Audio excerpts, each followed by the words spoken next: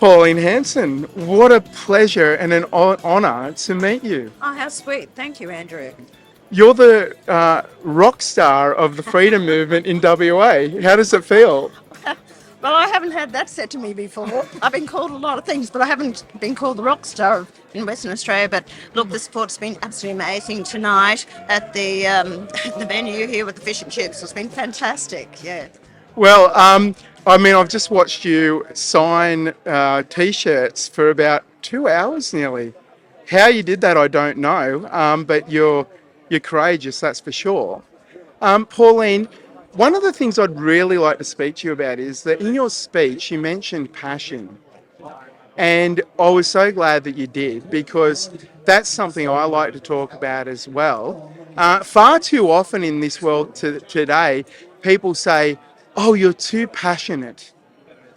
But isn't that what's missing? It is actually. People tell me they do like to see my passion because they want to see someone who is dedicated to the job.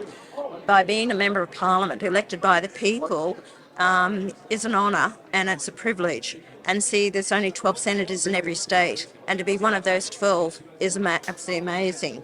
So I don't take the job lightly, and I don't take it for granted, and I don't take the people for granted either.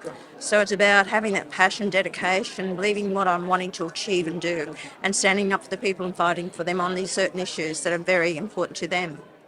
And Pauline, that's exactly what I recognise in you. And I've got some feedback for you. A very close friend of mine spoke to you today down in Mandurah, and this lady's a very intelligent lady. She's a lawyer down there, and she said to me, Rosie? "It's Rosie." Oh, look at you, Rosie! You're going to be so excited. Um, Rosie? oh, that's lovely. Look, she said to me on the phone just before I arrived tonight that she was so impressed with you and that she could feel how genuine you were, and that's why she's changing her vote to vote for you. Really? Yeah. Yeah. Isn't that beautiful? It is. Look, it's something that I do hear from a lot of people all the time. And they said, and that's why I took time for what you said, 2 hours, talking to people, having photographs, signing their hats and everything like that. A lot of politicians wherever I go anywhere, and there's a few of us there. As soon as they're finished saying what they have to say, they're out the door. I never have done that. I've always been basically the last one to leave the venue till everyone's had the time to actually speak to me.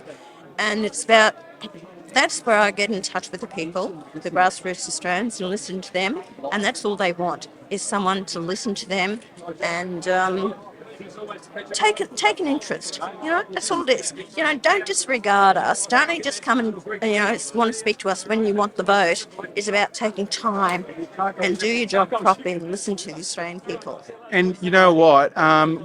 We have one of the minor parties over here, the Australian Federation Party, Yes. which are doing some fantastic things. And one of the things I admire so much is that they are bringing back the town hall meeting to speak to their constituents once per month. I think that's great, and that's what people want.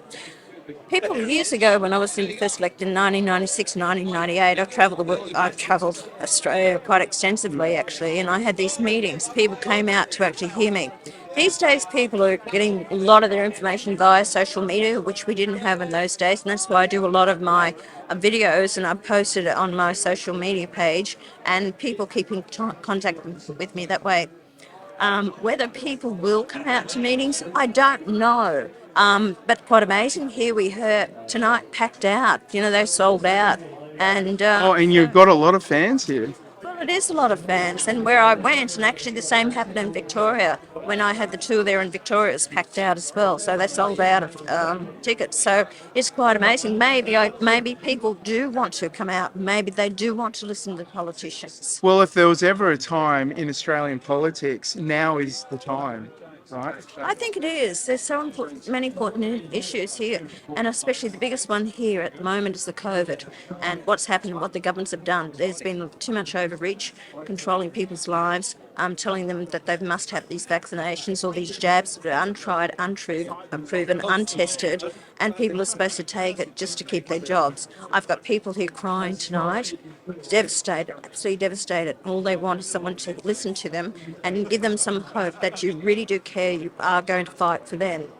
Well, I'm one of those people, Pauline, so thank you. I really appreciate what you're saying.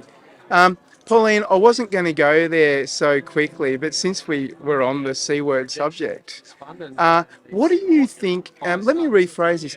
Do you think it's a very statesmanly position to take to call your constituents morons? You know who I'm speaking about, right? No, I don't know who actually has said that. That's our Premier here in Western Australia. Has he? He's gone down in my estimations because to say that, because these are people that probably have previously voted for him. And people have a right to be angry, and he doesn't like, and he thinks he has the right to control people and tell them what to do. I think that's belittling to actually call them that name. And what they've done over the years, call me a racist, throw names at me because they can't debate me and they can't justify my stance on things. They can't debate me, and that's why they've got to throw these words out. And isn't it interesting that people who don't have, who can't participate in the contest of ideas always resort to name calling? It's gutter politics. I don't do it. I don't get personal. I won't get in the gutter and play their games either. I've always held myself above it. I will stand by what I say. I will present the facts to the people and let the people decide. But, they're coming undone themselves because people have had a gutful of it. They really are, and that's the point of difference, isn't it? Our politicians today are so deceitful. They look down upon their people, and I'm no whiz bang genius, but I know a lot of very very intelligent people, and for their state premier to stand up and tell them to just grow up is completely out of order. That's just my opinion. Would you agree? I totally agree with you. No, he's showing disrespect for the people out there, and yet you're supposed to be a representative for the people. And face up to it. If people aren't happy with you and your decisions that you're making as leader of the state, I'm sorry, you've got to cop it on the chin, and you've got to start listening to the people. And they're turning on him because they're not happy with his decisions, and he doesn't like it. He doesn't. And before we move on, have you heard already that he's just extended our state of emergency out to January next year? Any comments? I think it's pretty underhanded of him, and again, it's government overreach. He's used those powers to control the people, and people are sick and tired of being controlled by governments. Governments were put in place for basically three reasons, and that's to adhere to the Constitution, the rule of law, and the economic stability of the nation. It's not about controlling people's lives. That's where governments have overstepped the mark, and people have had a gutful of it. We are a democratic, free country and should be treated as free citizens. And if they allow them to get away with this, they will continue pushing their control over the people. And because people will be smothered, they won't ever stand up for themselves. That's why I'm not going to allow it to happen to me. I want to show people that leadership, that we can have freedom, we can have an opinion, we can have a voice, and we will not be controlled by these politicians that want to take over and control our lives with their power. It's a pretty weak position to take, I think. But what does it say to you about, from a political standpoint, that he's done this right before the federal election?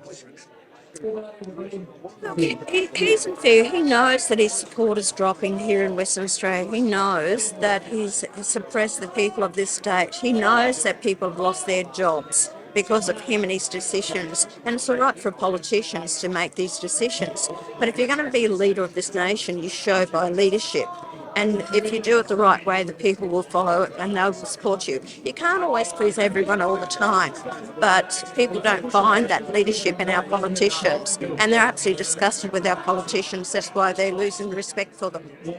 Pauline, last question. You mentioned in your speech that you thought that the leadership of this country were terribly inept. Do you think that's what it really is, or is it all by being planned by the book? I think that we've got politicians that go in for the right reasons, but then politicians are under the guise that, oh, listen, we're here now, we don't want to lose our positions, we'll go along with the party machine, we'll do what they tell us to do, we become yes people. They want to protect their own jobs. They forget about standing up for the rights of the constituents, the people that actually put them there.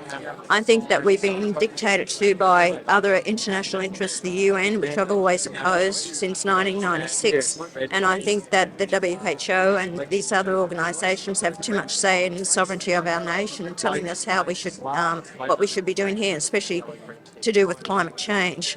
And unless we take back control, we're going to destroy our jobs, economy, way of life, and our standard of living. And for what? We haven't been told the truth. And this is one of my big issues I will be debating on the floor of Parliament. You prove to me that it's human emissions that are causing climate change because the CSIRO haven't admitted it. I said it was the last question, but you've just made me ask you another one. The Australian government has locked up the contract that was signed by the government and Pfizer and Moderna at the same time on the same contract. That's incredible that they would think that they can lock that away from us for 75 years. I mean, any comment on that one?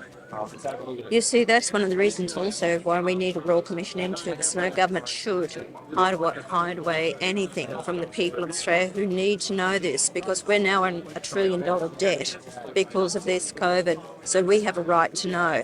So when the government want to tie up anything like this for that period of time, they've got something to hide. Sorry, people have a right to know.